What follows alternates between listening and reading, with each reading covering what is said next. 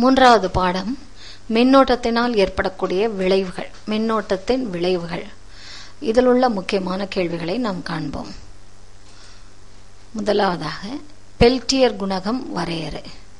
Peltier குணகம், அதாவது Peltier coefficient, இரண்டு வெவ்வேறான உலோகங்கள் கொண்ட சந்தியில் 1 ஆம்பியர் மின்னோட்டம் ஒரு வினாடி நேரத்தில், அதாவது 1 ஆம்பியர் மின்னோட்டம் ஒரு வினாடியில் பாய்ந்தால் அந்த சுற்றில் 1 கூலும் மின்னூட்டம் செல்லும். பாயும் பொழுது வெளிவிடப்படுகின்ற அல்லது உட்கவரப்படுகின்ற வெப்ப ஆற்றலின் அளவு பெல்டியர் குணகம் என்று வரையறுக்கப்படுகின்றது. இதனை பை என்ற குறியீட்டில் குறிக்கின்றோம். இதன் அலகு வோல்ட். தாம்சன் குணகம் வரையறை. தாம்சன் குணகம் சிக்மா என்ற குறியீட்டால் குறிக்கப்படுகின்றது. ஒரு உலோகத்தில் 1 டிகிரி சென்டிகிரேட் வெப்பநிலை வேறுபாட்டுள்ள இரு புள்ளிகளுக்கு இடையே 1 ஆம்பியர் மின்னோட்டம் ஒரு வினாடி நேரத்திற்கு, அதாவது 1 கூலும் மின்னூட்டம் பாயும் பொழுது வெளிவிடப்படும் அல்லது உட்கவரப்படும் வெப்ப ஆற்றலின் அளவு தாம்சன் குணகம் என்று வரையறுக்கப்படுகின்றது. இதனை சிக்மா என்ற குறியீட்டால் குறிக்கின்றோம். இதன் அலகு வோல்ட் பர் டிகிரி சென்டிகிரேட்.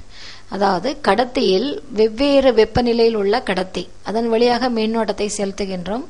2 புள்ளிகளுக்கு இடையில் 1 டிகிரி சென்டிகிரேட் வேறுபாடு இருக்கின்ற பொழுது 1 கூலும் மின்னூட்டம் ஏற்படுத்தக்கூடிய வெப்ப ஆற்றலை தான் தாம்சன் குணகம் என்று சொல்லுகின்றோம்.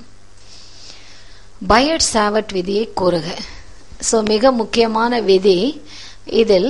இது கடத்தியின் வழியாக செல்லுகின்ற மின்னோட்டத்தினால் ஏற்படும் காந்தப்புலம் அல்லது காந்த பாயம் எந்தெந்த காரணிகளை சார்ந்துள்ளது என்று கூறுகின்றார். I மின்னோட்டமானது ஒரு கடத்தியில் XY என்ற ஒரு கடத்தியின் வழியாக செல்வதாக இருந்தால் AB என்ற மிக சிறிய கூறு, மிக அருகில் உள்ள 2 புள்ளிகள் AB, அந்த கடத்தியில் dl நீளமுள்ள சிறு பகுதியை மின்னோட்ட கூறு என்று அழைக்கின்றோம். அந்த ABயின் மையமான Oவிலிருந்து R தொலைவில் P என்ற புள்ளி இருந்தால் பயட் சாவர்ட் விதிப்படி dl நீளமுள்ள கடத்தி வழியே செல்லும் மின்னோட்டத்தினால் P ஏற்படுத்தக்கூடிய காந்த தூண்டல் dB ஆனது முதலாவதாக மின்னோட்டம் Iக்கு நேர் விகிதத்தில் உள்ளது. இரண்டாவதாக மின்னோட்ட கூறின் நீளத்திற்கு, அதாவது dlக்கு நேர் விகிதத்தில் உள்ளது. மூன்றாவதாக மின்னோட்ட கூறினையும் Pயையும் இணைக்கக்கூடிய நேர்கோட்டிற்கும் மின்னோட்ட கூறு dlக்கும் இடைப்பட்ட கோணத்தின் சைன் மதிப்பிற்கு நேர்தகவில் உள்ளது.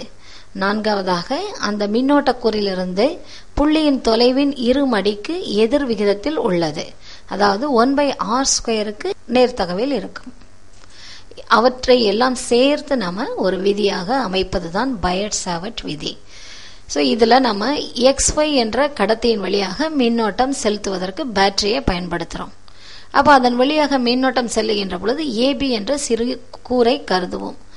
அதன் மையத்திலிருந்து R தொலைவில் ஒரு P என்ற புள்ளி, அந்த புள்ளியில் ஏற்படக்கூடிய காந்த தூண்டல் அந்த கடத்தியின் நீளம் dlக்கு நேர் விகிதத்தில், கடத்தியின் வழியாக பாயும் மின்னோட்டம் Iக்கு நேர் விகிதத்தில், அந்த கூறுக்கும் இந்த R என்ற வெக்டருக்கும் இடைப்பட்ட கோணம் தீட்டாவின் மதிப்பிற்கு, சைன் மதிப்பிற்கு, சைன் தீட்டாவுக்கு நேர் விகிதத்திலும் தொலைவின் இருமடிக்கு எதிர் விகிதத்திலும் இருக்குங்கிறத நம்ம பார்த்தோம்.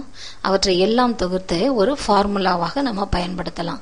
அதாவது dB is proportional to I dl sin theta by r². அல்லது விகித மாறிலியை நாம சேர்த்து dB is equal to k into I dl sin theta by r². இதில் k என்பது விகித மாறிலி. இதன் மதிப்பு μ0/4πக்கு சமமாக இருக்கும்.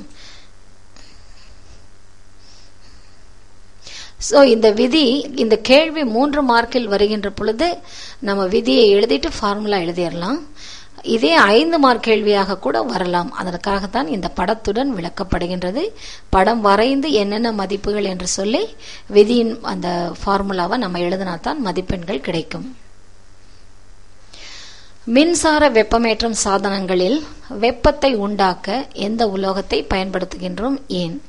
அதை பயன்படுத்துவதற்கான காரணங்கள் என்னென்னு பார்த்தோம்னா, மின்சார வெப்பமேற்றும் சாதனங்கள், அதாவது ஹீட்டர்ஸ், வீடுகளில் பயன்படுத்தக்கூடிய ஹீட்டர்ஸ், வெப்பத்தினை உண்டாக்க நிக்கல் மற்றும் குரோமியம் கலந்த நிக்ரோம் என்ற உலோக கலவையினால் ஆன கம்பி சுருளை பயன்படுத்துகின்றோம். ஏனெனில் இந்த உலோக கலவையானது அதிக மின்தடை எண் கொண்டது.